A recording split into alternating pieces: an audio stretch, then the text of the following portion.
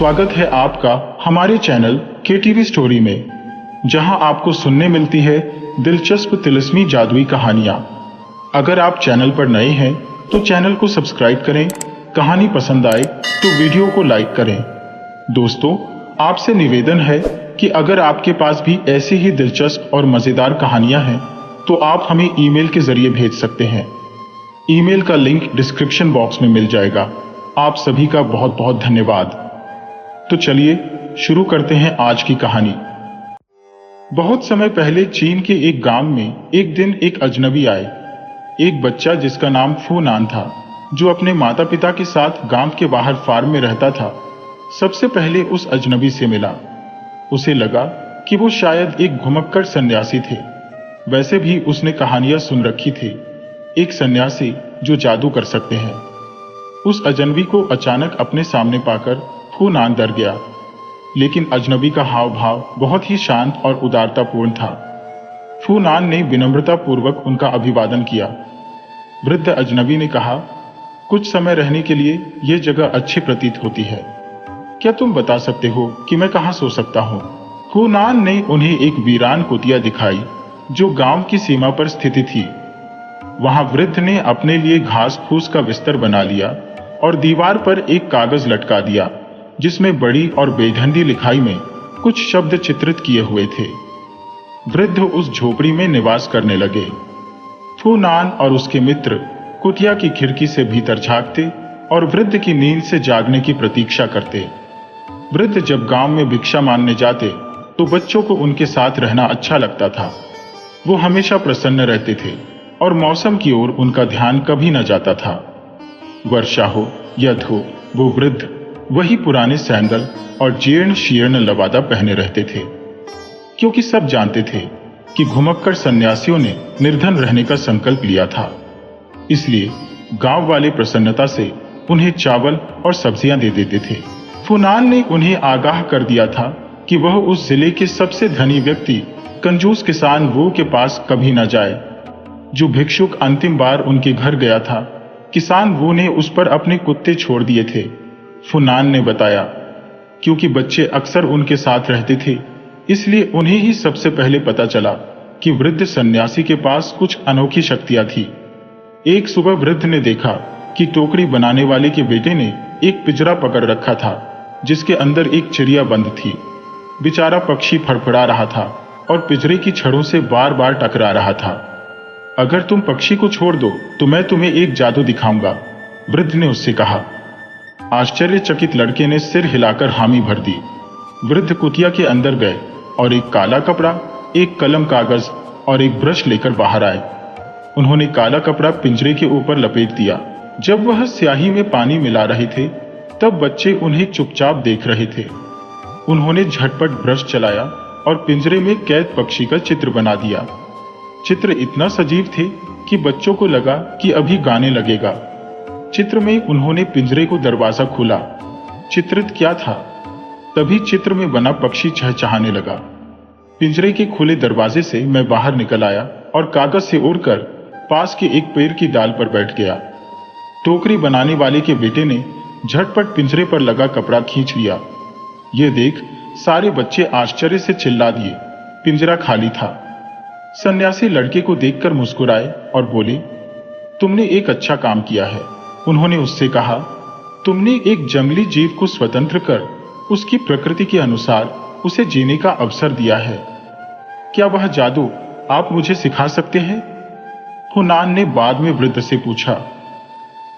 वृद्ध ने प्यार से कहा, यह जादू सीखने से पहले सन्यासी बनने के लिए मुझे अपना सब कुछ त्यागना पड़ा था। फिर मैंने वर्षों तक अध्ययन किया था और संकल्प लिया था कि इस जादू का मैं कभी भी अपने लाभ के लिए उपयोग नहीं करूंगा। तुम अभी बहुत छोटे हो, अपना लक्ष्य जानने के लिए प्रतीक्षा करो।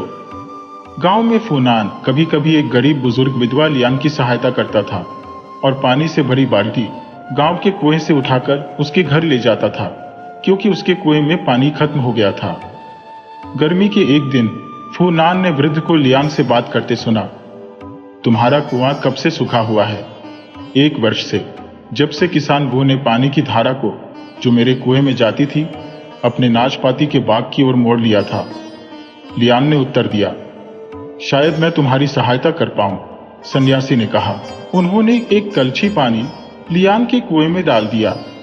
अगली सुबह उसने देखा कि कुआं ऊपर तक मीठे निर्मल पानी से भरा हुआ था।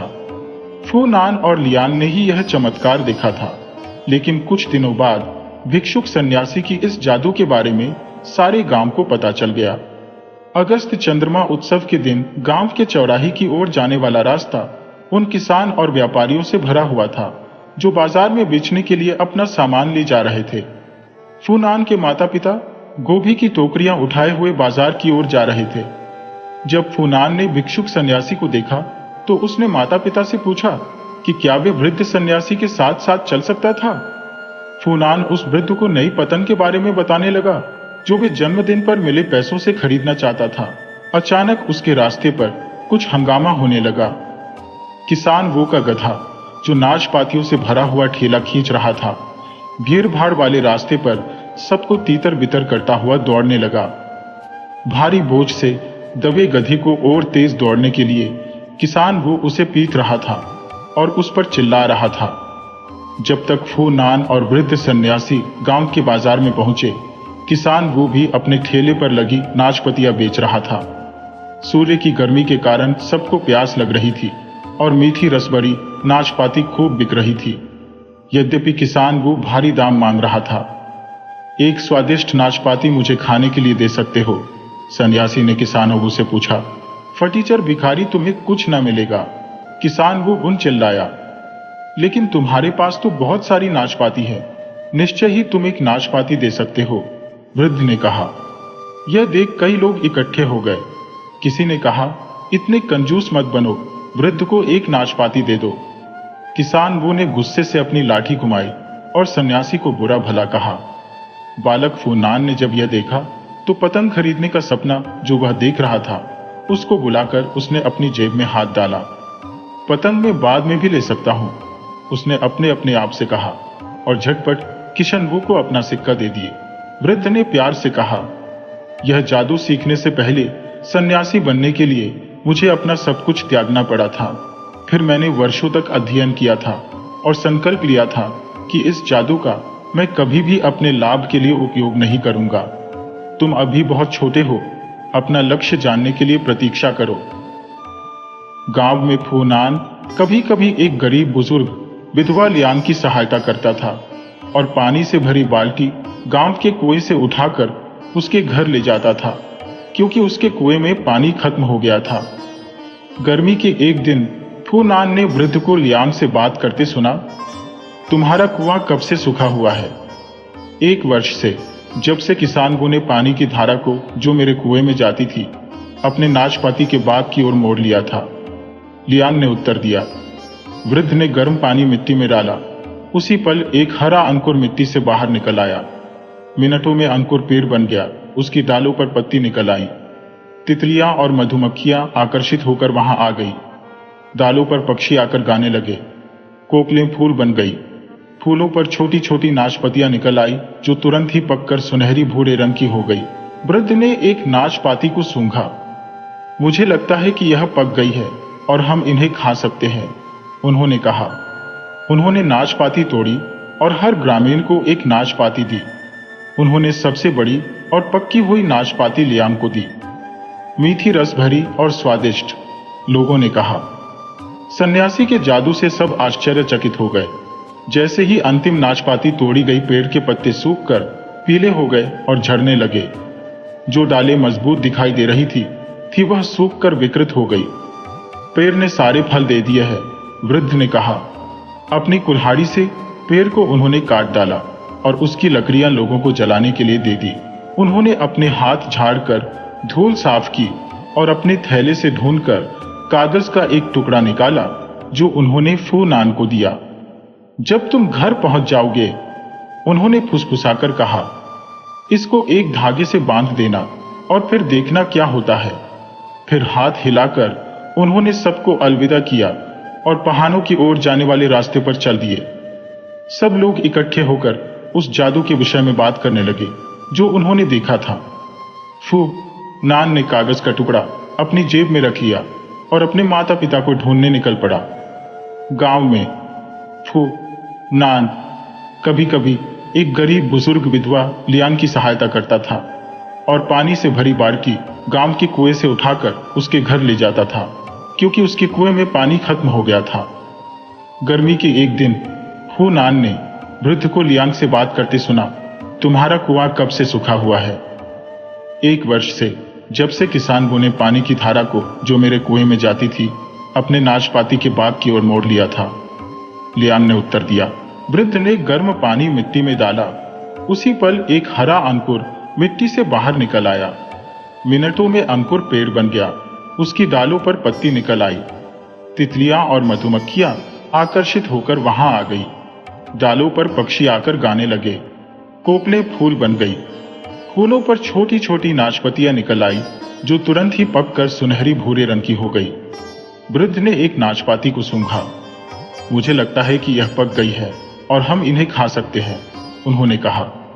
उन्होंने नाशपाती तोड़ी और हर ग्रामीण को एक नाशपाती दी। उन्होंने सबसे बड़ी और पक्की हुई नाशपाती लियान को दी।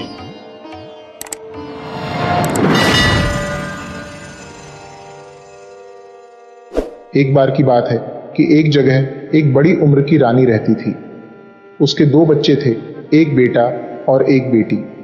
उसके दोनों बच्चे बहुत सुंदर और मजबूत थे, पर वहां एक बुरी जादूगरनी भी रहती थी।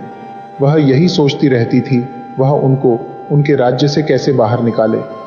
सो एक दिन वह रानी माँ के पास गई और बोली, प्रिय बहन, मैं तुम्हें यह अंगूठी देती हूँ, इसको अपने बेटे की उंगली में पहना देना।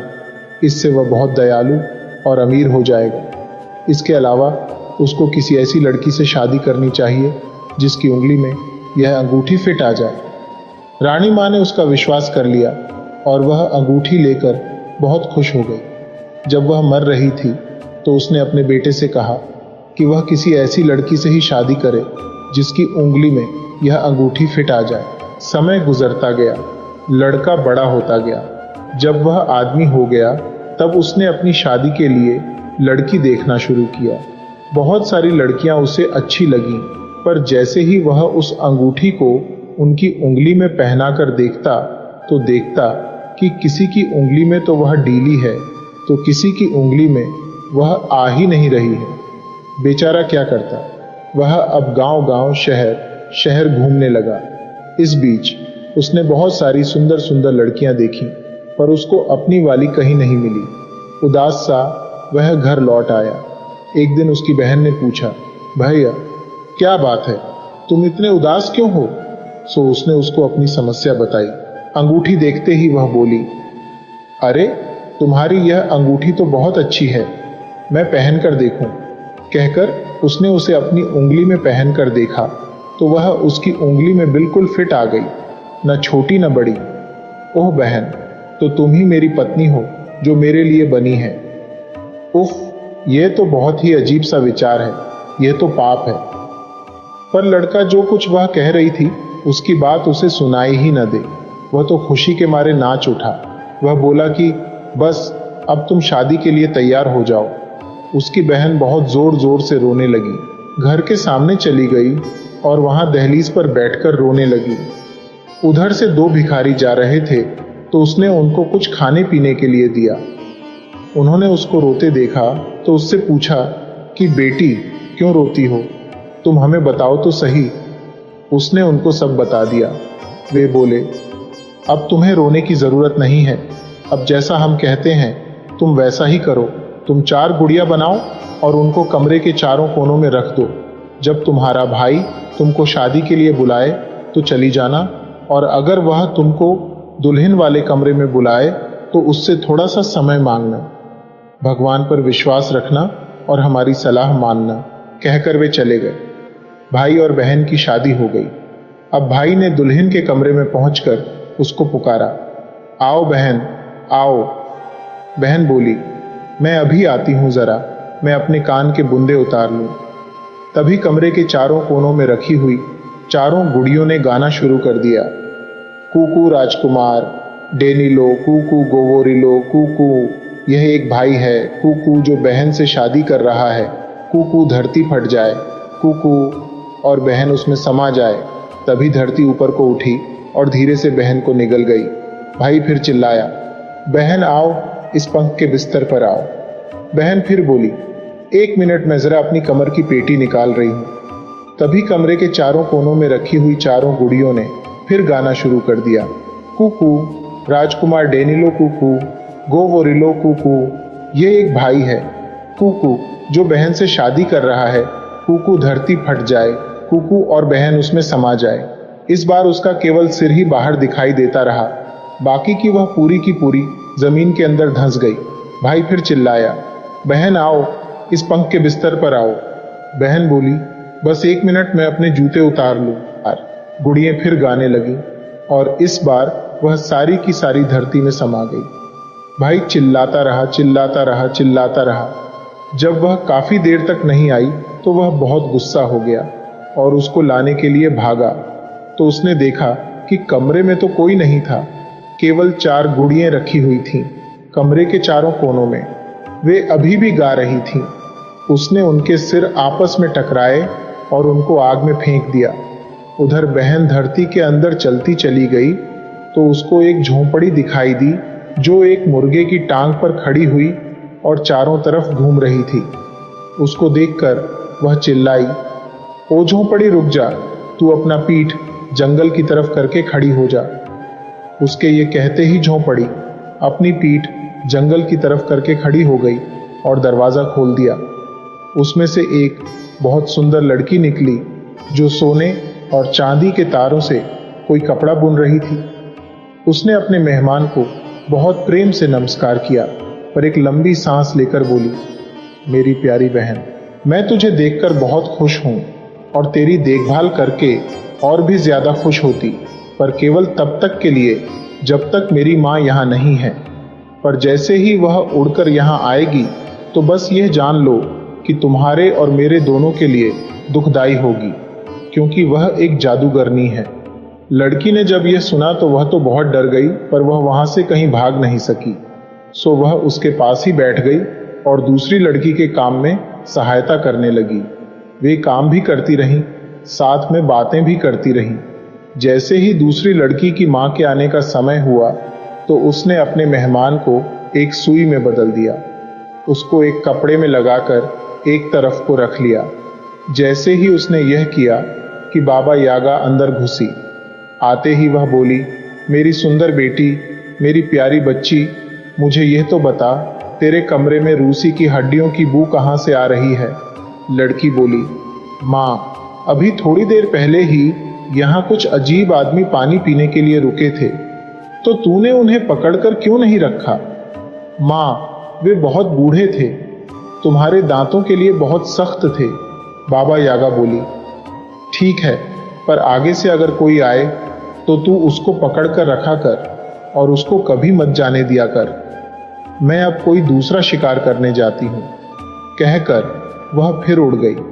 जैसे ही वह वहां से गई, उस लड़की ने अपने मेहमान को सुई से लड़की में बदल दिया। वे फिर अपनी बुनाई करने लगी और साथ में बातें करने लगी और हंसने लगी। तभी वह जादूगरनी उस कमरे में एक बार फिर आई। उसने घर में इधर उधर कुछ सूंघा और बोली, बेटी, मेरी प्यारी बेटी, मुझे तुरंत बता कि यह रूसी हड्डियों की बू कहां से आ रही है। लड़की बोली, कुछ बूढ़े लोग अपने हाथ गर्म करने के लिए यहां आए थे। तुम्हारे कहे अनुसार मैंने उनको रोकने की कोशिश की, पर वे रुके ही नहीं। लड़की की इस बात पर मां बहुत नाराज हुई, उसे बहुत डांट लगाई और फिर वापस उड़ गई। इस बीच पहले की तरह से उस लड़की ने अपने मेहमान को सुई के रूप में ही रखा हुआ था। मां के जाने के बाद वे दोनों फिर बुनने, बातें करने और हंसने के लिए बैठ गईं। अब वे दोनों यह बात कर रही थीं कि इस जादूगरनी से कैसे बचा जाए। इस बार बातों बातों में वे समय ही भूल गईं। अचानक ही बाबा यागा उनके सामने आकर खड़ी हो गई और बोली, मेरी प्यारी बेटी, मुझे बता तो सही कि रूसी हड्डियों की बू कहां से आई। अब तो वह झूठ नहीं बोल सकती थी, सो बोली, मां, यह सुंदर लड़की तुम्हारा इंतजार कर रही है। बाबा यागा बोली, जा मेरी बच्ची, जाकर ओवन तो गर्म कर, और हाँ, देखना उसे अच्छी तरह गर्म करना। मेहमान ने ऊपर की तरफ देखा तो डर के मारे कांप गई, क्योंकि बाबा यागा अपनी लकड़ी की टांगों पर उसके सामने ही खड़ी थी। उसकी नाक उसके कमरे की छत से भी ऊंची जा रही थी। सो माँ बेटी आग जलाने के लिए लकड़ियां लेकर आईं। उन्होंने उनमें आग लगाई और तब तक इंतजार किया जब तक वह ओवन खूब गर्म नहीं हो गया। उसके बाद बाबा यागा ने अपना फावड़ा उठाया और दोस्ती की आवाज में कहा, आजा मेरी प्यारी बच्ची, आजा मेरे फावड़े पर बैठ जा। लड़की ने उसका कहना माना तो बाबा यागा उसको भट्टी में डालना चाह रही थी कि उसने अपनी टांगें भट्टी की दीवार से जमा दी। बाबा यागा ने पूछा, बेटी क्या तू चुपचाप बिना हिले डुले बैठ सकती है? पर उसकी इस बात का कोई असर नहीं हुआ। बाबा यागा उस लड़की को ओवन में नहीं रख सकी। इससे वह और बहुत नाराज हो गई। उसने उसकी पीठ पर धक्का मारकर उसको ओवन में धकेलने की कोशिश की और कहा, तू बेकार में ही समय बर्बाद कर रही है। तू मेरी तरफ देख और देख कि इस फावड़े के ऊपर कैसे बैठा जाता है। कहकर वह नीचे फावड़े पर बैठ गई और अपने दोनों घुटने एक साथ अपनी छाती तक मोड़ लिए। बस जैसे ही वह उस तरीके से बैठी, दोनों लड़कियों ने मिलकर उसको ओवन में धकेल दिया। ओवन का दरवाजा जोर से बंद किया, जिससे वह ओवन के बिल्कुल अंदर चली गई। अपनी अपनी बुनाई ली, अपनी अपनी कंघी और ब्रश लिए और वहां से भाग लिए। वे बड़ी मुश्किल से भाग रही थीं कि एक बार उन्होंने पीछे मुड़कर देखा तो देखा कि बाबा यागा तो उनके पीछे पीछे आ रही थी। वह ओवन में से किसी तरह बच निकली थी और चिल्लाती जा रही थी, हु देखो वे दोनों जा रही हैं। सो लड़कियों ने मजबूरी में अपना ब्रश अपने पीछे फेंक दिया। इससे उनके और बाबा यागा के बीच एक बहुत ही घना जंगल पैदा हो गया, जिसको बाबा यागा पार नहीं कर सकती थी। सो उसने अपने पंजे फैलाए, अपने आप को खुजलाया और फिर भाग चली। अब वह बेचारी दोनों लड़कियां कहां भागें। इस बार उन्होंने अपने कंघे अपने पीछे फेंक दिए। इससे उन दोनों के बीच एक बहुत ही बड़ा घना और अंधेरा जंगल पैदा हो गया कि कोई मक्खी भी उड़कर उसे पार नहीं कर सकती थी। यह देखकर जादूगरनी ने अपने दांत किटकिटाए और फिर पीछा करने लगी। वह अब एक के बाद एक हर पेड़ को तोड़ती हुई चली जा रही थी। इस तरह से उसका रास्ता बनता हुआ चला जा रहा था। वह उनको पकड़ने ही वाली थी, जबकि लड़कियों में अब भागने की ताकत बिल्कुल नहीं बची थी। सो उन्होंने अपने पीछे अपना एक कपड़ा फेंक दिया। इससे उन दोनों के बीच में एक बहुत बड़ा गहरा चौड़ा और आग का समुद्र बन गया। बुढ़िया उठकर उसे पार करना चाहती थी, पर उसने जैसे ही उठकर उसे पार करना चाहा तो वह खुद ही उस आग के समुद्र में गिर पड़ी और जलकर मर गई। बेचारी लड़कियां अब बेघर की हो गई थीं। वे नहीं जानती थीं कि वे अब कहां जाएं। भागते भागते वे थक गई थीं, सो वे एक जगह आराम करने के लिए बैठ गईं। एक आदमी उधर से गुजर रहा था तो दो लड़कियों को अकेला बैठा देखकर उसने उनसे पूछा कि वे कौन थीं। उसने अपने मालिक से जाकर कहा, मालिक, आपके राज्य में दो छोटी छोटी चिड़ियां उड़कर आ गई हैं। दोनों बहुत सुंदर हैं और देखने में बिल्कुल एक सी लगती है, आंखों में और बनावट में, सभी तरह से। उसने उनको देखा तो उनमें से एक तो उसकी बहन थी, पर कौन सी ये वह नहीं बता सका। इसका मतलब साफ था कि उसके नौकर ने झूठ नहीं बोला था, पर वह क्या करता वह तो जानता ही नहीं था। बहन उससे गुस्सा थी, पर कुछ कह नहीं पा रही थी। मालिक ने कहा, अब मैं क्या करूं? नौकर बोला, सरकार, मैं एक खाल में थोड़ा सा खून भर लेता हूं और उसको आपकी बगल में छिपा देता हूं। फिर आप उन दोनों से बातें करिए। इस बीच में मैं आपकी बगल में एक चाकू मारूंगा तो उसमें से खून टपक पड़ेगा। तभी आपकी असली बहन अपने आप को बता देगी। मालिक बोला, ये ठीक है। जैसे ही ये करने की सोचा गया, उतने ही जल्दी कर भी दिया गया। नौकर ने अपने मालिक की बगल में कई बार चाकू मारा तो उसकी बगल से खून बह निकला और वह गिर पड़ा। यह देखकर उसकी बहन उठकर उसके पास पहुंच गई और चिल्लाई, भैया भैया, यह सुनकर मालिक हंसी खुशी तंदुरुस्त उठ गया और अपनी बहन को गले लगा लिया। बाद में उसने एक अच्छा लड़का देखकर उसकी शादी कर दी। उसने खुद ने उसकी दोस्त से शादी कर ली क्योंकि उसका नाप तो सब वैसा ही था। उसके बाद सब लोग हंसी खुशी रहे।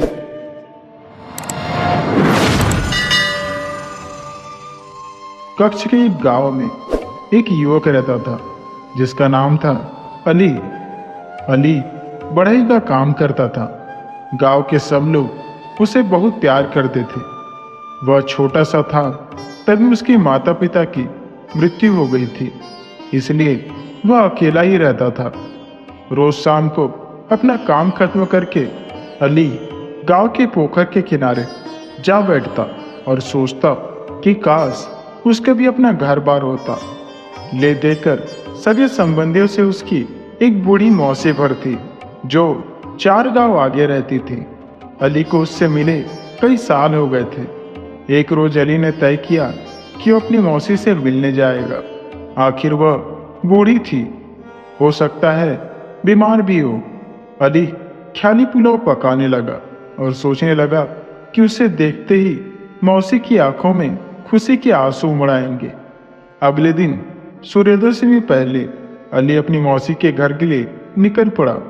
विमल जो एक कुम्हार था और अली का मित्र भी, उसने बहुत कोशिश की कि अली अपने जाने का इरादा छोड़ दे। विमल बोला, एक बार फिर सोच लो, तुम्हें अपनी मौसी से मिले हुए अरसा बीत गया है। हो सकता है तुम्हें देखकर वह इतनी खुश न हो जितना तुम सोच रहे हो। मेरा चचेरा भाई भी उसी गांव में रहता है और उसने मुझे बताया है कि वह विधवा है और बहुत बीमार भी, पर साथ में बहुत ही कंजूस भी है। हो सकता है तुम्हें देखकर वह सोचे कि तुम उसका पैसा हड़पने आए हो। लेकिन अली तो जाने की ठान बैठा था और विमल की बात का उस पर कोई असर नहीं हुआ। अली के पास अपना तो कोई गधा था नहीं, इसलिए तपती धूप सनी सड़क पर वह पैदल ही चला जा रहा था।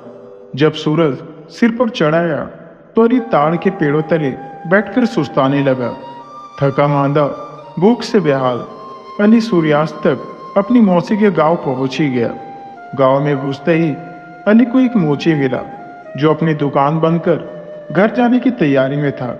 जब अली ने उससे अपनी मौसी के घर जाने का रास्ता पूछा तो मोची उसकी तरफ बड़े कौतूहल से देखने लगा। मोची बोला, तुम इसी सड़क पर सीधे चलते जाओ, तुम्हें एक बहुत ही विशाल घर मिलेगा जिसे देखकर लगता है कि अब गिरा और तब गिरा। मोची बोला, पर ऐसा न सोचना कि वहां तुम्हारा स्वागत सत्कार होने वाला है और गर्मा गर्म खाना मिलने वाला है। उसने फिर कहा, वहां जो विधवा रहती है वह अव्वल दर्जे की कंजूस है। अगर बच्चे उसके बगीचे में गिरे हुए फल भी उठाने जाते हैं तो उन्हें भी भगा देती है। अली भारी कदमों से मौसी के घर की तरफ चलने लगा। वह इस सोच में था, हो सकता है विमल की बात सच हो। जब घर नजर आया तो अली का दिल डूबने लगा। घर की दीवारें मटमैले पीले रंग की थी और जगह जगह से उनका रंग उखड़ रहा था। खबरेल टूटी पड़ी थी और आंगन में कूड़ा करकट जमा था। टूटे हुए दरवाजे के पास वाले खंबे के साथ ही एक अधमारा उदास सा गधा बंधा था। गधे की पसलियां तक नजर आ रही थी। उसकी आंखें देखकर अली को लगा कि शायद ही उसने इतनी दुख भरी आंखें पहले देखी हो। गधा अली की ओर ऐसे ताकने लगा जैसे खाने की भीख मांग रहा हो। अली को गधे पर दया आई। उसे लगा कि उसे वापस जाकर पड़ोस की दुकान से थोड़ा चारा लाना चाहिए। अली चारा लाया और गधे के आगे फैला दिया। गधा गबागब करके ऐसे खाने लगा मानो उसने कई दिनों से कुछ नहीं खाया हो। कौन है? एक कर्कश आवाज आई। मेरे गधे से तुम्हें क्या काम है? अली ने मुड़कर देखा तो पके बालू वाली पतली सी बुढ़िया खड़ी थी। तो यह है मेरी मौसी, अली मन ही मन बोला। वह साड़ी में थी जो सफेद कम पीली ज्यादा थी। उसके माथे पर क्रोध की रेखाएं साफ दिखाई पड़ रही थी। अली ने उसे अपना नाम पता बताया, पर मौसी अली से मिलकर बिल्कुल खुश नहीं हुई। और जैसे कि विमल ने कहा था, मौसी को लगा कि अली उसके पैसे ऐड नहीं आया है। वह बोली, मैं तो बहुत ही गरीब हूँ, मेरे पास कोई पैसा वैसा नहीं है, अपना ही पेट मुश्किल से पालती हूँ, तो तुम्हें क्या दूँ? तुम तो बस मुंह उठाकर आ धमके मेरे पास। अली को बुरा तो बहुत लगा, मगर उसने कुछ भी जाहिर नहीं होने दिया। उसे तो सिर्फ थोड़ी आत्मीयता, थोड़ा प्यार चाहिए था। उस रात जब अली रसोई के फर्श पर सोया तो उसका पेट खाली था और मन भरा हुआ। मौसी ने उसे सिर्फ एक कटोरी पतला कुनकुना सा दलिया खाने के लिए दिया था।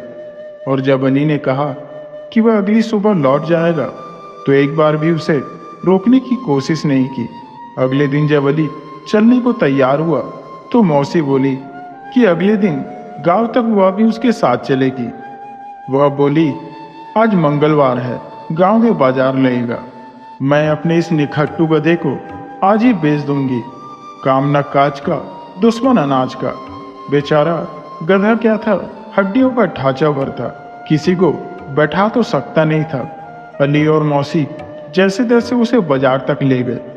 गांव भर के लोगों का वहां जमावड़ा था। दुकानदार और खरीदार चिल्ला चिल्लाकर आपस में मोलभाव कर रहे थे। झुंड के झुंड दुकानों के आसपास खड़े तरह तरह की चीजें देख रहे थे। चटकीले कपड़े, सजीले मटके, कई तरह के फल और सब्जियां, और बच्चों के लिए लकड़ी के खिलौने। अली और बुढ़िया बाजार के बीचों बीच आ गए, जहां लोग अपने अपने जानवर बेचने आए हुए थे। अपनी तीखी आवाज में मौसी ने घोषणा की कि जो भी उसके गधे का सर्वाधिक दाम देगा, गधा उसी का हो जाएगा। अली यह देखकर बहुत हैरान हुआ कि बहुत से व्यापारी बोली लगाने के लिए आ गया है। तब उसे एहसास हुआ कि दरअसल गधा काफी हट्टा कट्टा, चौड़ा पीठ वाला था। अगर उसे ठीक से खिलाया पिलाया जाए तो वह अपने मालिक के बहुत काम आ सकता था।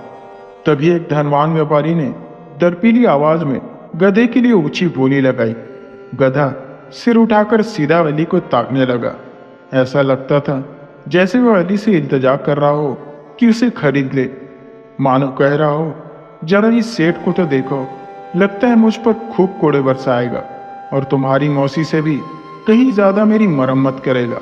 अली एकदम मौसी से बोला, मैं तुम्हारा गधा खरीदता हूँ। बुढ़िया ने जब देखा कि अली का दिन गधे पर आ गया है और वह उसे किसी भी कीमत पर खरीदना चाहेगा, तो वह अली से बोली, ठीक है, पर सेठ की लगाई बोली से 50 रुपए ज्यादा लूंगी। और ले देकर अली की पूंजी बस उतनी ही थी। पर अली गधे की मूक प्रार्थना को अनसुना नहीं कर पाया और बुढ़िया को उसकी मुंह मांगी कीमत दे दी। उस सोखे से गधे को लिए अली अपने गांव वापस आ गया। जैसे ही विमल ने उसे देखा तो ठहाका लगाकर हंस पड़ा। मिलने गए थे मौसी से और लौट रहे हो इस हड्डियों के ढांचे के साथ। उसने चुटकी ली, ठीक है अली भाई, अगली बार मेरा कहा तो मानोगे। अली ने गधे को भरपेट खिलाना शुरू किया। जल्दी ही गधा खूब मोटा ताजा हो गया। अब गधा अली का बोझ भी ढोने लगा। अली हर वक्त अपने गधे से बतियाता रहता था और गधा भी न सिर्फ अली के शब्दों को बल्कि उसकी भावनाओं को भी खूब समझता था। गधे की आंखों में सदा कृतज्ञता का भाव रहता। अली को भी गधा खरीदने का कोई पछतावा नहीं था, क्योंकि वह अली के जीवन का अहम हिस्सा बन चुका था।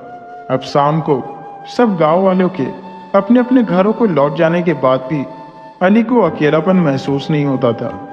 कुछ महीने बाद अली को अपनी मौसी के देहांत की खबर मिली। अली को लगा कि मौसी के अंतिम संस्कार का जिम्मा उसका है। आखिर वही तो था जो मौसी का आज्ञा था। अपने गधे पर सवार हो अली अंत्येष्टि की सब तैयारियां करने निकल पड़ा। क्रियाक्रम के बाद अली ने अंतिम बार अपनी मौसी के घर में रात बिताई। वह गधे की रस्सी खोलने बरामदे में गया। गधा सुबह से ही बेचैन था और अली को ऐसा महसूस हो रहा था मानो गधे को मौसी के दुर्व्यवहार की पिछली बातें याद आ रही हो। जैसे ही अली ने रस्सी खोली, गधा आंगन के दूसरे कोने में जाकर अपने खुर से जमीन खोदने लगा। अली ने सोचा शायद भूखा है और उसके सामने हरी घास फैला दी, पर गधा जमीन खोदता रहा। अली ने सोचा शायद प्यासा है, और उसे पीने के लिए पानी दिया, लेकिन गधे ने पानी भी नहीं पिया और जमीन खोदता रहा। अली थका हुआ था। उसने चिढ़कर पूछा, आखिर तुम्हें क्या चाहिए? गधा बेचारा क्या बोलता, वहीं खड़ा रहा। एकाएक अली को फावड़े का ख्याल आया। फावड़ा, उसने खुद से पूछा, रात की इस पहर में मुझे फावड़े की क्या जरूरत है? फट से उसके दिमाग में एक जबरदस्त बात आई। क्या गधा उसे कुछ बताने की कोशिश कर रहा है? क्या वह उससे जमीन खोदने की इल्तिजा कर रहा है? अली तेजी के साथ वही फावड़ा चलाने लगा जहां पहले गधा खोद रहा था। उसने कुछ फीट ही खोदा था कि उसका फावड़ा किसी सख्त चीज से टकराया और दन्न की आवाज आई। अली जल्दी जल्दी हाथ चलाने लगा और तब उसे लोहे का एक संदूक दिखाई पड़ा। संदूक से बंधी हुई रस्सी खींचकर अली ने उसे बाहर निकाला। उसे खोलते ही अली का दिल जोर से धड़क रहा था। पूरा संदूक चांदी के बर्तनों और सोने के गहनों से भरा पड़ा था। अली समझ गया कि इसी संदूक में मौसी ने अपनी तमाम दौलत छिपाई हुई थी। मौसी ने जब इसे जमीन में गाड़ा होगा तो गधे ने देख लिया होगा। अली ने अपनी बाहें गधे के गले में डाल दी। मेरे दोस्त, वह प्रफुल्लित होकर बोला, तुम्हारा शुक्रिया कैसे अदा करूं? गधा आंखों से अली के प्रति आभार प्रकट कर रहा था। अली ने संदूक को गधे की पीठ पर रखा और अपने गांव लौट आया। उसने एक दुकान खोली और जल्दी ही एक कामयाब और ईमानदार दुकानदार के रूप में जाना जाने लगा। लेकिन वह कभी नहीं भूला कि यह सौभाग्य उसको अपने गधे के कारण ही मिला था।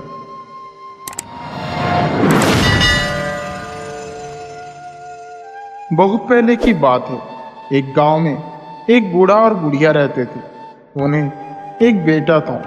उन्होंने उसका नाम चतुर रखा था। वे बहुत गरीब थे। चतुर बहुत कम ही उम्र का था तभी उसके माता पिता मर गए। छोटी उम्र में ही चतुर को नौकरी करनी पड़ी। गांव के कुछ दयालु लोगों ने चतुर की मदद करनी चाहिए, परंतु स्वाभिमानी चतुर को वह मंजूर नहीं था। उसने किसी की दया नहीं चाहिए। एक आदमी के यहाँ गया और उससे नौकरी के लिए बोला। उस आदमी ने उसे 1 पैसा वार्षिक की नौकरी पर रख लिया। चतुर को खुशी हुई कि वह अपने पांव पर खड़ा है। खाने कपड़े के साथ वर्ष में 1 पैसे की मजदूरी की। नौकरी पाकर उसने संतोष की सांस ली। चतुर खूब लगन से काम करके अपने मालिक को खुश रखने की चेष्टा करता। समय बीतने लगा। 3 वर्ष बीत गए। उसे अपने गांव के साथी याद आने लगे। अपना घर याद आने लगे। उसने अपने मालिक से अपनी मजदूरी के 3 पैसे लिए और अपने गांव की ओर चल पड़ा। उसने कुछ महीनों की छुट्टी ले ली थी। रास्ते में उसे एक बूढ़ा मिला। चतुर को देखकर उस बूढ़े ने गिड़गिड़ाकर कहा, सुनो बालक, मैं कई दिनों से भूखा हूँ। मुझे कुछ खाने के लिए दो, नहीं तो मैं भूख से मर जाऊंगा। बूढ़े की बात सुनकर चतुर ने बहुत नम्र स्वर में कहा, मेरे पास खाने के लिए कोई वस्तु नहीं है, मैं क्या दूं? मेरे पास मेरी कमाई के 3 पैसे हैं, यही ले लो और कुछ खरीद कर खा लो। उसने अपनी जेब से 3 पैसे निकालकर उसे दे दिए। चतुर ने जैसे ही आगे बढ़ना चाहा, वैसे ही उसने देखा कि उस बूढ़े के चेहरे पर बड़ी बड़ी मूछें निकल आई है। यह देखकर चतुर को होश उड़ गया।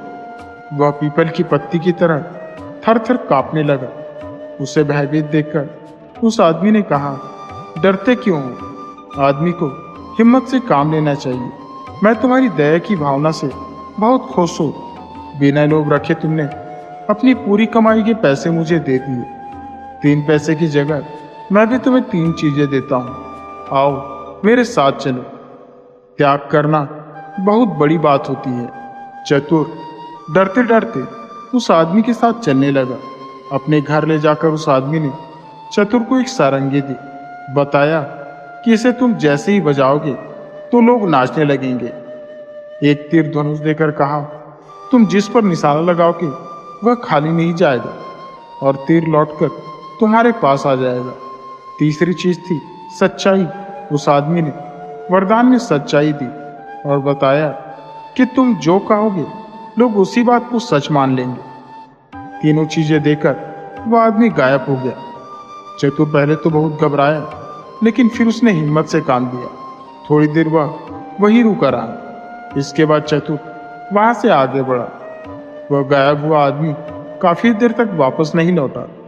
चतुर ने कुछ देर जाने पर देखा कि एक व्यापारी पेड़ की छाया में विश्राम कर रहा है। उस पेड़ पर एक खूबसूरत सी चिड़िया बैठी थी। उसे देखकर व्यापारी का मन ललचा उठा। उसने कहा, ओह, कोई उस चिड़िया को मेरे लिए मार देता तो मैं उसे ढेर सारे रुपए देता। चतुर ने कहा, आप चिंता मत कीजिए, और उसने निशाना साध कर तीर मारा। वह चिड़िया झाड़ी में गिर गई। चतुर बहुत खुश हुआ। खुशी से उसने सारंगी बजाई। व्यापारी हड़बड़ाकर चिड़िया पकड़ने के लिए झाड़ी में घुस गया। चतुर खुशी से अपनी सारंगी बजाने लगा। सारंगी की आवाज पर व्यापारी भी थिरक थिरक कर नाचने लगा। झाड़ी से उलझकर उसके कपड़े फट गए। वह अधनंगा हो गया। उसके शरीर पर काफी खरोच लगी थी। उनसे खून बहने लगा था। व्यापारी की हालत देख चतुर को दया आ गई। उसने एकाएक सारंगी बजाना बंद कर दिया। सारंगी का बजना बंद होते ही व्यापारी का नाचना बंद हो गया। व्यापारी ने उसे थैली भर कर रुपए दे दिए। इनाम पाकर वह खुशी खुशी घर की ओर बढ़ने लगा। व्यापारी को लोभ सताने लगा। हाथ से रुपए निकल जाने के कारण वह हाय हाय कर उठा। कुछ सोचकर वह चतुर के पीछे पीछे दौड़ने लगा। निकट पहुंचते ही उसने शोर मचाया, यह छोकरा सोए में मुझ पर प्रहार करके मेरी पैसों की थैली छीनकर भाग रहा है। गांव वालों, इसे पकड़ो। गांव वालों ने चतुर को पकड़कर मारा पीटा और थाने ले गए। थानेदार ने चतुर से पूछताछ की। चतुर ने बताया कि व्यापारी झूठ बोल रहा है। चिड़िया मारने के एवज में इसने मुझे इनाम में ये रुपये दिए थे। थानेदार ने कहा, एक चिड़िया मारने के बदले में थैली भर रुपया कौन इनाम में देगा? इनाम देने वाले के शरीर में खरोच कैसे लगेंगे? इसके कपड़े कैसे फटेंगे? चतुर जरूर चोरों के साथ का लड़का है। यह सोचकर उसने सिपाहियों से कहा, इसे हवालात में डाल दो। हवालात में बंद करने के लिए सिपाही चतुर को ले चले। चतुर ने मनी मन कहा, उस बूढ़े ने तीसरी बात गलत बताई। फिर सोचा, जरा सारंगी बजाकर फिर आजमाऊं। मुसीबत के समय हिम्मत खोने से काम नहीं चलेगा। वह सारंगी बजाने लगा। वहां उपस्थित सभी लोग नाचने लगे। सभी लोग नाचते नाचते पस्त होने लगे थे। थानेदार ने कहा, अरे तुम सारंगी बजाना तो बंद करो।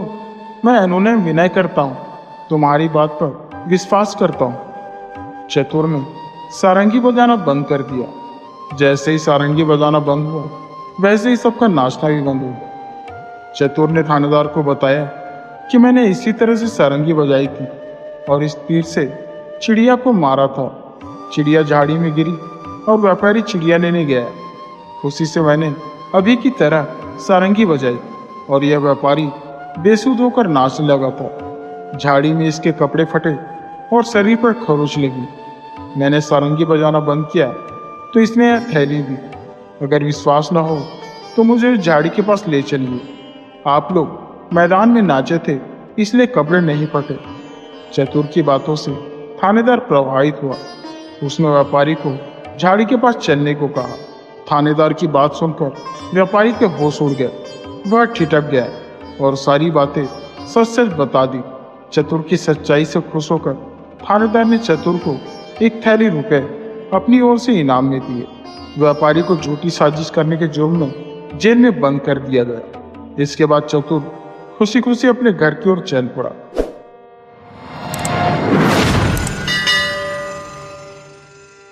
एक बार की बात है कि रूस देश में एक बूढ़े पति पत्नी रहते थे। बूढ़े की पत्नी मर गई तो उसने दूसरी शादी कर ली।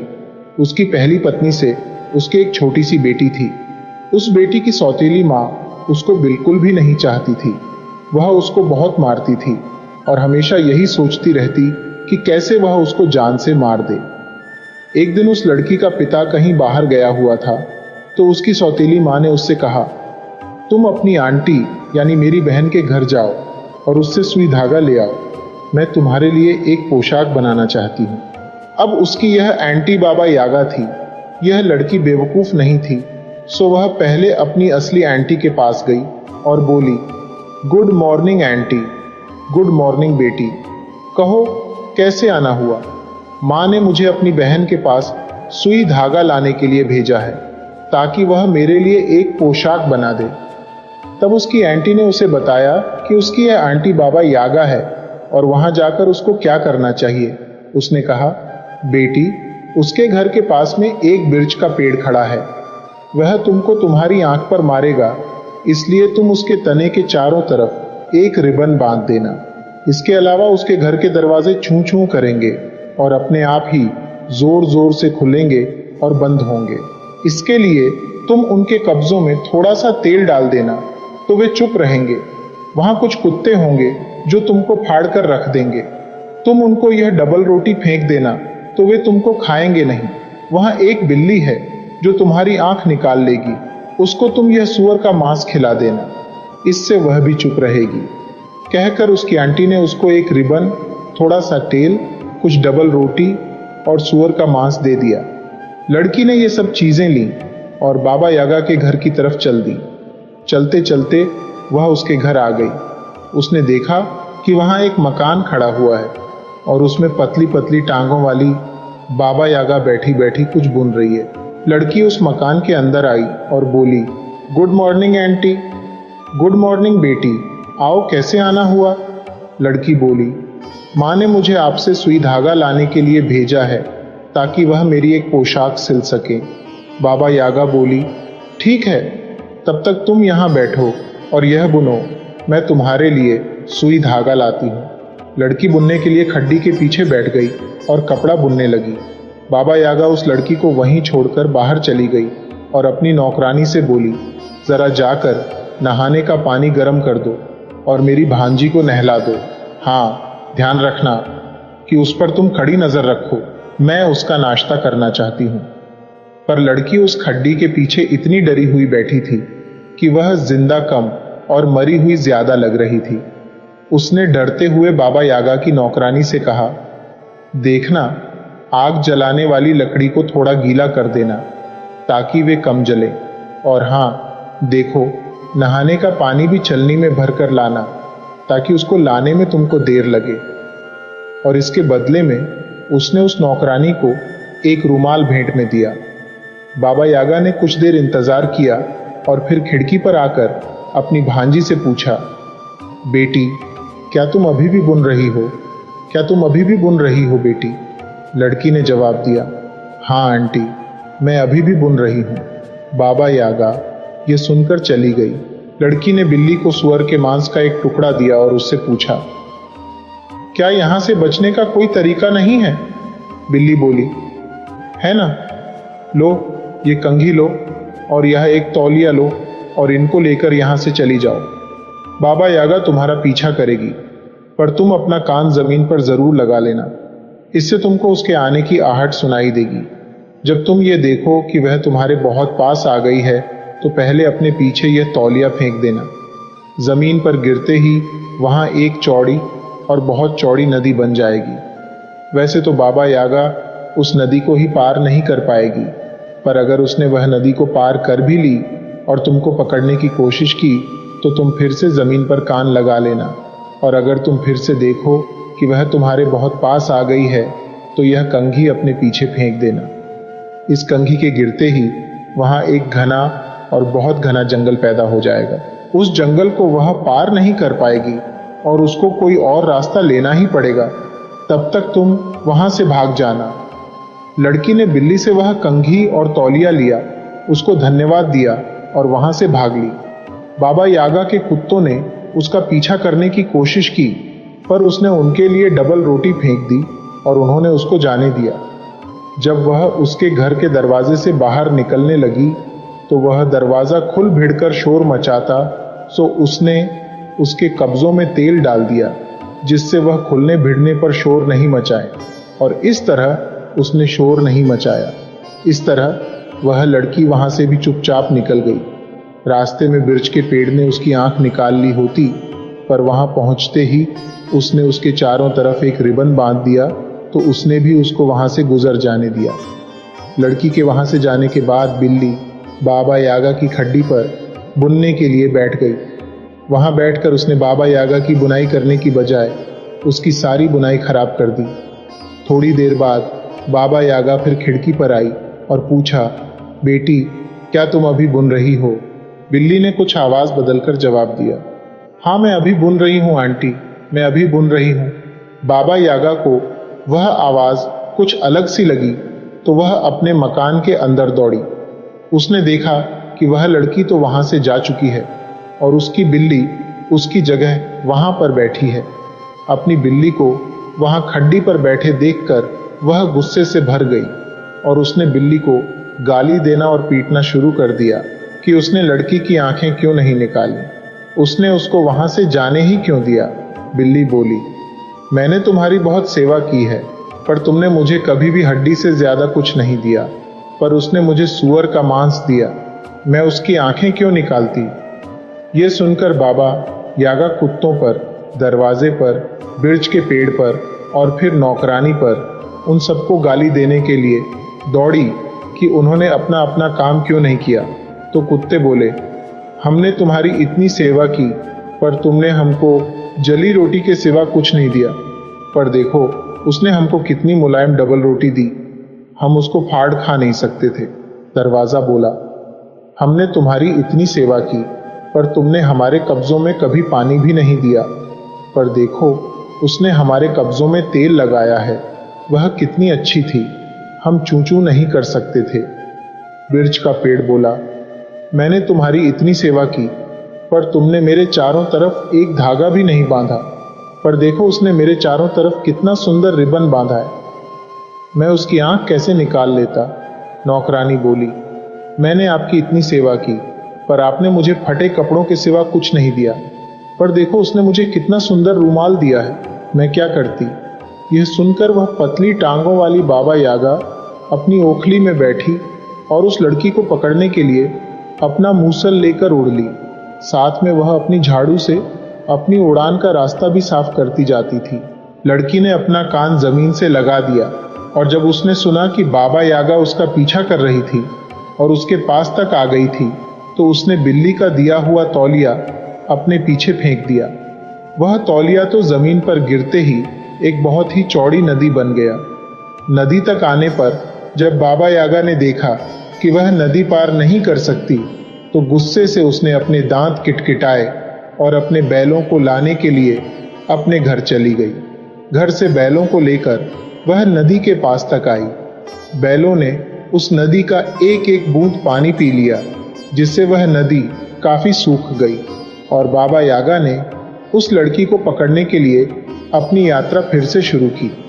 पर लड़की ने फिर से जमीन से अपने कान लगाकर सुना तो उसको फिर से उसके आने की आहट सुनाई दी।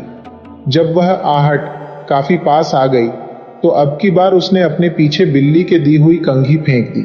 कंघी के जमीन पर पड़ते ही वहां एक घना और बहुत ही घना जंगल पैदा हो गया। वह जंगल इतना घना था कि बाबा यागा उसको देखकर फिर से गुस्से से दांत कटकटाने लगी।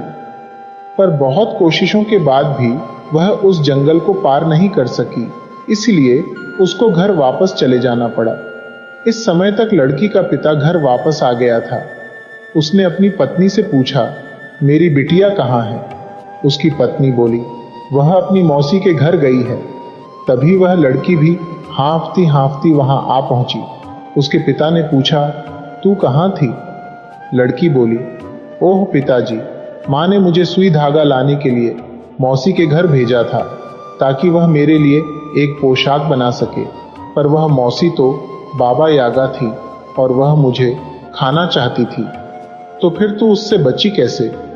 मैं उससे ऐसे बची, कहकर उसने अपने पिता को सारा हाल बता दिया। जैसे ही पिता ने अपनी बेटी से उसके बाबा यागा से बचने का हाल सुना तो वह अपनी पत्नी पर बहुत गुस्सा हुआ और उसने उसको गोली मार दी। वह और उसकी बेटी दोनों फिर आराम से रहे और सब कुछ उनके साथ ठीक रहा।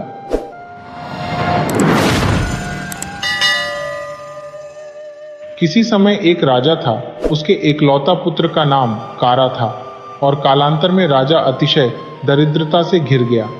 बस उसकी स्थिति भिखारी से थोड़ी ही बेहतर रह गई थी। एक दिन जब कारा कुछ बड़ा हो, चरवाहा का काम करने के लायक हो गया, तो राजा ने उसे बुलाया और कहा, मेरे बेटे, अभी मैं निर्धन हूँ, परंतु कभी मैं भी धनी हुआ करता था। मेरे पास भी एक समृद्ध राज्य था और मवेशियों के रेवड़ थे और अच्छे वस्त्र भी थे। अब सब कुछ समाप्त हो चुका है और तुम जानते हो कि बड़े कठिनाई से हम सभी को भोजन मिलता है। मैं वृद्ध हो गया हूँ और शीघ्र ही मेरी मृत्यु भी हो जाएगी। इससे पहले कि मैं तुम्हें छोड़कर इस दुनिया से चला जाऊं, मैं तुमको एक परामर्श देना चाहता हूं। इस दुनिया में बहुत से राजा हैं, राजा के ऊपर राजा हैं। जब मेरी मृत्यु हो जाएगी तो क्या तुम किसी शक्तिशाली राजा का आश्रय स्वीकार करोगे? घर में भोजन की कोई पर्याप्त व्यवस्था न होने के कारण कारा को पड़ोस के राजा के यहाँ बकरियों को चराने का कार्य करने की विवशता थी। इसी कार्य के द्वारा वह अपना भोजन, वस्त्र और 2 रुपया वार्षिक भृति की आजीविका कर सकता था। इसके कुछ दिनों के पश्चात उसके पिता का निधन हो गया और कारा अपने नियोक्ता राजा के पास गया और अपने पिता का श्राद्ध कर्म आदि करने हेतु उसने राजा से कुछ रुपया ऋण स्वरूप देने की मांग की और राजा को यह वचन दिया कि जब तक कि उनसे ली गई ऋण का भुगतान नहीं कर देता है, वह उनका कार्य करता रहेगा। इस प्रकार राजा ने कारा को 5 रुपए नगद अग्रिम और 5 रुपए मूल्य के चावल ऋण स्वरूप दिए, जिससे कि कारा ने अपने पिता के अंत्येष्टि भोज का प्रबंध कर सका। 5 या 6 दिनों के बाद उसकी माता की भी मृत्यु हो गई और वह पुनः राजा के पास गया और उनसे पुनः 10 रुपए की मांग की। सर्वप्रथम राजा ने पैसे देने से मना कर दिया, परंतु कारा के अनुनय विनय करने एवं उसके यह वचन देने के बाद कि यदि वह इस ऋण का चुकारा नहीं कर पाएगा तो आजीवन राजा के यहाँ अपनी सेवा देते रहेगा। तब राजा ने उसे और अतिरिक्त 10 रुपए ऋण दिए और इस प्रकार कारा ने अपनी माता के मृत्यु भोज का भी आयोजन किया। किंतु राजा के सभी 7 लड़के अपने पिता से इस बात पर अति अप्रसन्न थे कि उन्होंने एक ऐसे व्यक्ति को क्यों 20 रुपए उधार दे दिए हैं, जिससे कि रुपए वापस मिलने की संभावना कदापि नहीं है। वे लोग कारा को पैसे लेने के कारण घुड़की भी दिया करते थे और उसको उलझन में डाल रखा था। तब उसकी स्मृति में अपने पिता का कथन याद आया।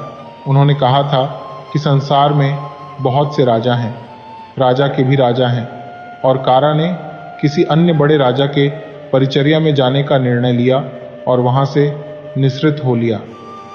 इस प्रकार वहां से भागने के उपरांत कुछ दूरी की यात्रा करने के पश्चात उसे एक राजा मिला, जो कि एक पालकी पर सवार होकर अपने साथ बहुत से लोगों को लेकर अपने बेटे के लिए दुल्हन लाने जा रहा था।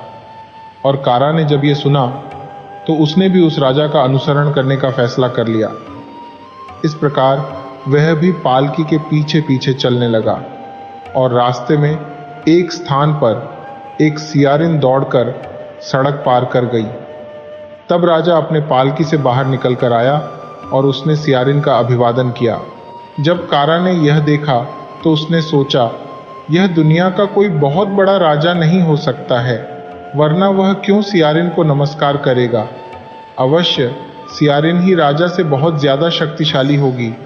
मैं सियारिन का ही अनुगमन करूंगा। इसलिए उसने बारात के जुलूस को छोड़कर सियारिन के पीछे हो लिया।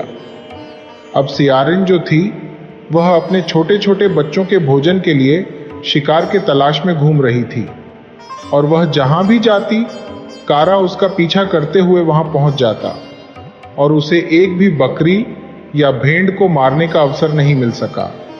इस प्रकार वह अपने गुफा में जहां वह रहती थी वापस चली गई।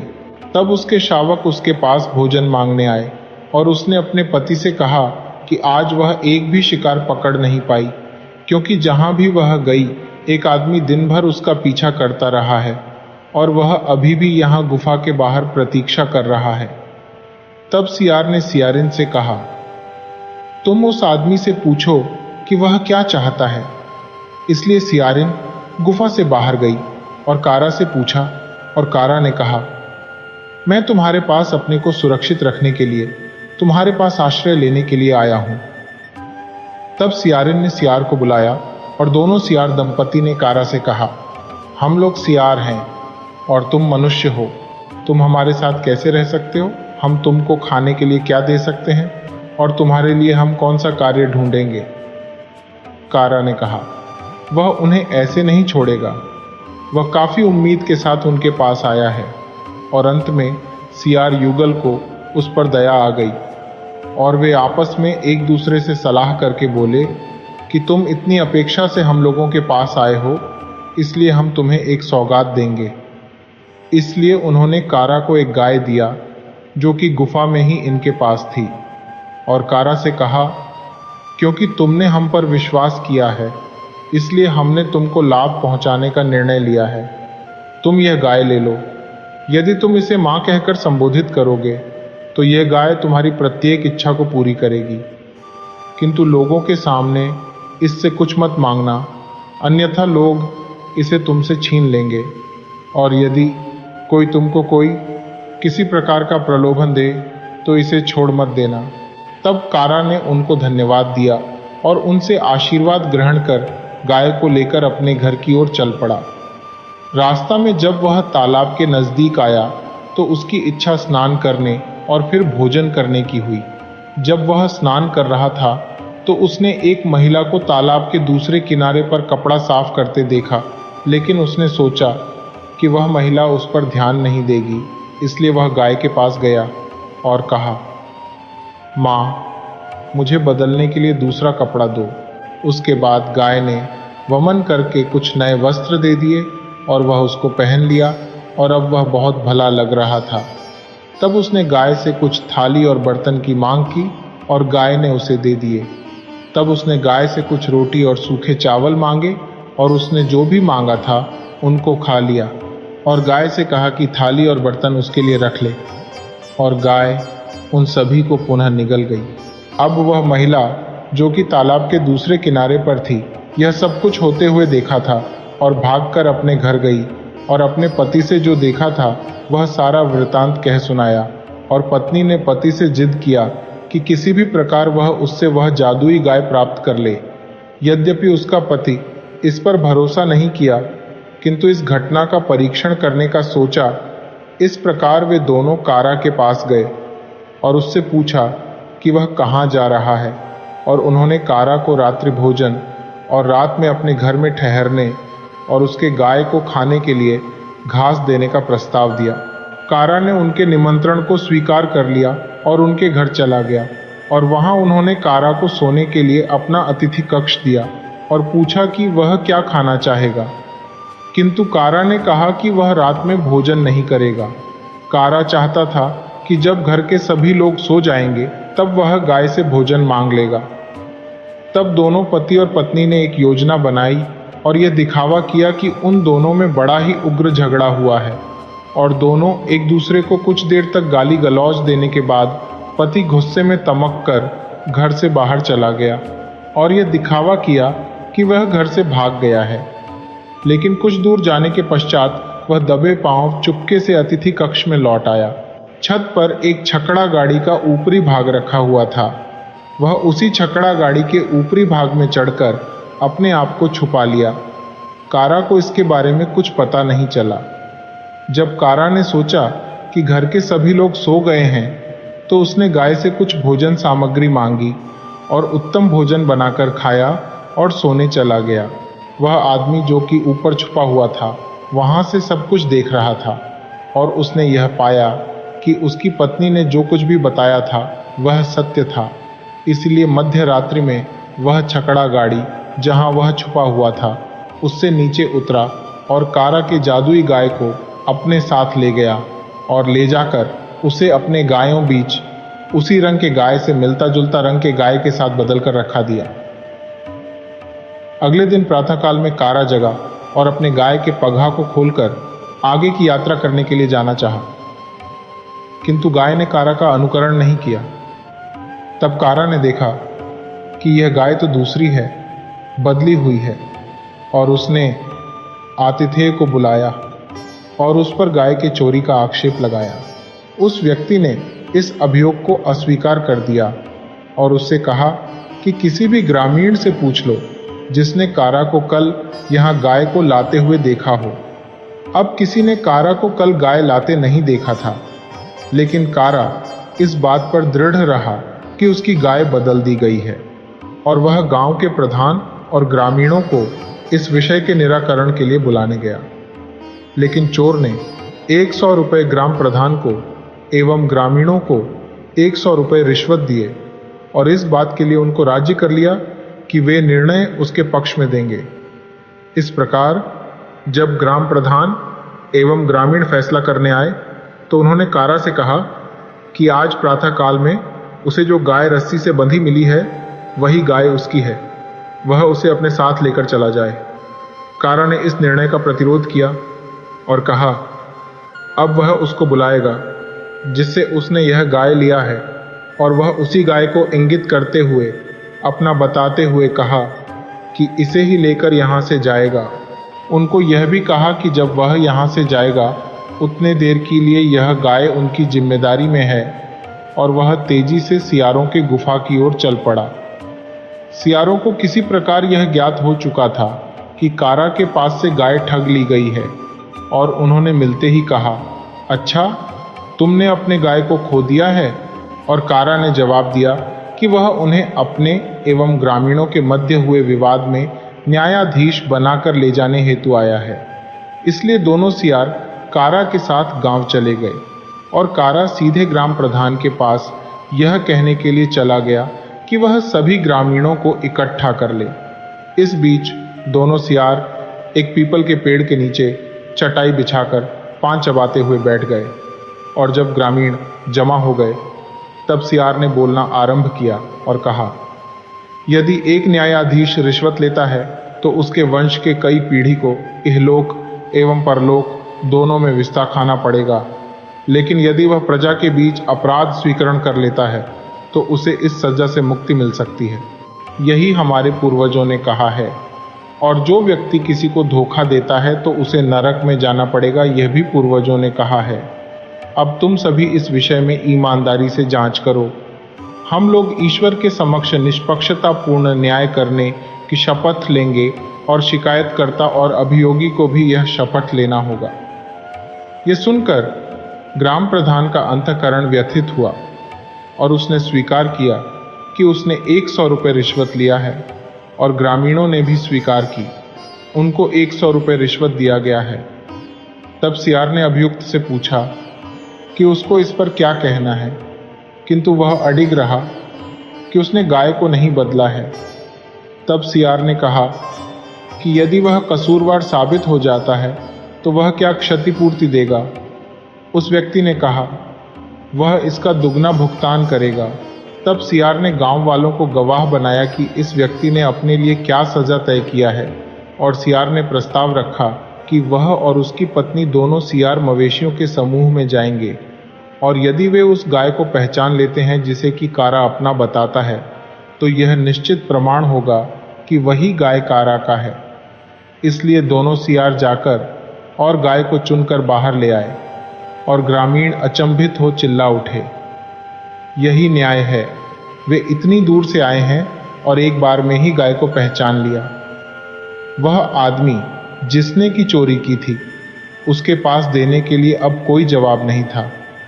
तब सियार ने कहा तुमने स्वयं ही वादा किया था कि द्विगुणित दंड दोगे। तुमने 100 रुपया प्रधान को और 100 रुपया ग्रामीणों को दिया, और जिस गाय को तुमने चुराया था उसका मूल्य 200 रुपया है, सब मिलाकर के 400 रुपया हुआ। इस प्रकार तुमको 800 रुपया दंड देना होगा। और उस व्यक्ति को 800 रुपया दंड देना पड़ा, और सियार ने सब पैसा ग्रामीणों में वितरित कर दिया, केवल 10 रुपया कारा को दिया और अपने लिए कुछ नहीं रखा। तब कारा और सियार गाय को साथ लेकर विदा हुए, और गांव से बाहर निकलने के पश्चात सियार ने दोबारा कारा को सतर्क किया कि किसी के सामने गाय से कुछ भी न मांगे, और विदाई लेकर अपने घर के लिए रवाना हो गया। कारा अपना यात्रा जारी रखा, और शाम को वह आम के एक बड़े बगीचा में पहुंचा, जहां रात्रि विश्राम के लिए कई गाड़ीवान पहले से ठहरे हुए थे। इसलिए कारा उन गाड़ीवानों से थोड़ी दूरी पर एक पेड़ के नीचे रुक गया और अपनी गाय को एक पेड़ के जड़ से बांध दिया। शीघ्र ही आंधी आ गई और सभी गाड़ीवान अपने अपने गाड़ियों के नीचे आश्रय लिए और कारा ने गाय से एक तंबू की मांग की और वे दोनों रात में उस तंबू में रहे। पूरी रात बड़े जोरों की वर्षा होती रही और प्रातः काल में गाड़ीवानों ने तंबू देखा और उन्हें काफी आश्चर्य हुआ यह कहां से आया, और वे इस निष्कर्ष पर आए कि यह गाय ने ही दिया होगा। यह गाय जादुई है, इसलिए उन्होंने गाय को चुरा लेने का मन बनाया। कारा को दिन में, जबकि सभी गाड़ीवान वहीं आसपास ही थे, गाय से तंबू को निगल जाने के लिए कहने की हिम्मत नहीं हुई, इसलिए वह अगले दिन और रात तक वहीं रुका रहा और गाय को तंबू से अलग रखा। जब कारा को नींद आ गई तो कुछ गाड़ीवान आए और गाय को लेकर चले गए और उसके स्थान पर एक बछड़ा सहित दूसरी गाय को रख दिए, और उन लोगों ने उस जादुई गाय को आम के गठरी से लदे छकड़े के गठरी के पीछे छिपा दिया। प्रातःकाल कारा ने अचानक देखा कि क्या घटना घटी है और वह गाड़ीवानों के पास जाकर पूछा और उन पर चोरी का दोषारोपण किया। वे सभी इस मामले में किसी प्रकार की जानकारी के होने से इनकार किया और कहा कि वह चाहे तो अपनी गाय को खोज ले। इसलिए वह छावनी में खोजने लगा, लेकिन गाय को नहीं खोज पाया। तब वह गांव के प्रधान को और चौकीदार को कहा, वे भी नहीं खोज पाए, और कारा को सलाह दिया कि उसी गाय और बछड़ा को रख ले। ये दोनों पहले वाली अकेली गाय से तो अच्छे हैं, लेकिन उसने वर्जित कर दिया और कहा कि वह दंडाधिकारी के पास अभियोग लगाएगा, और उसने प्रधान से वचन लिया कि जब तक वह वापस आ नहीं जाता है वह इन गाड़ीवानों को यहाँ से जाने नहीं देगा। इसलिए वह एक मुस्लिम दंडाधिकारी के पास गया, और यह संयोग की बात थी कि वह एक ईमानदार आदमी था जो रिश्वत नहीं लेता था और केवल न्याय करता था, और अमीर गरीब में किसी प्रकार का कोई भेदभाव नहीं करता था। वह हमेशा दोनों पक्षों की बात बड़े ध्यान से सुना करता था। वह उन कुछ धूर्त दंडाधिकारियों में से नहीं था जो कि बराबर उन कहानियों पर भरोसा करते थे जो कि पहले उनको बताया जा चुका होता, और बाद में दूसरे पक्ष की ओर से जो कुछ भी कहानी बताई जाती उस पर कोई ध्यान नहीं देते। इसलिए कारा ने जब दंडाधिकारी को अपनी शिकायत बताई तो उन्होंने गाड़ीवानों को बुलाया और गाड़ीवानों ने शपथ लेकर कहा कि उन लोगों ने गाय की चोरी नहीं की है, और उन्होंने यह भी कहा यदि उनके पास गाय मिल जाती है तो वे अपना पूरा संपत्ति अभिग्रहित करा देंगे। दंडाधिकारी ने छावनी में तलाशी के लिए पुलिस को भेजा और पुलिस ने गट्ठर के ढेर में से गाय को खोज निकाला। गाय के चारों ओर गट्ठों को रखकर बीच में छिपा दिया गया था और उसी के अंदर गाय मिली और गाय को दंडाधिकारी के पास ले जाया गया। तब दंडाधिकारी ने आदेश दिया कि गाड़ीवानों को अपना संकल्प पूरा करना होगा, नहीं तो उनको जेल में बंद कर दिया जाएगा, और उन गाड़ीवानों ने अपनी पूरी संपत्ति कारा को दे दिया। इसलिए कारा ने सभी माल असबाब गट्ठर को गाड़ी पर लाद करके आनंद पूर्वक अपने घर की ओर चल पड़ा। पहले तो गांव वाले उसे पहचान नहीं पाए कि यह जो इतने संपत्ति के साथ आया है कौन है, लेकिन कारा ने अपना परिचय दिया। तब वे बहुत ही अचंभित हुए और बड़े ही प्रसन्नता से उसको एक शानदार घर बनाने में मदद किया। तब कारा राजा के पास गया, जहां से उसने अपने माता पिता के श्रद्धा कर्म के लिए रुपया उधार लिया था। उसने जो भी राजा का पावना था उसे राजा को लौटा दिया।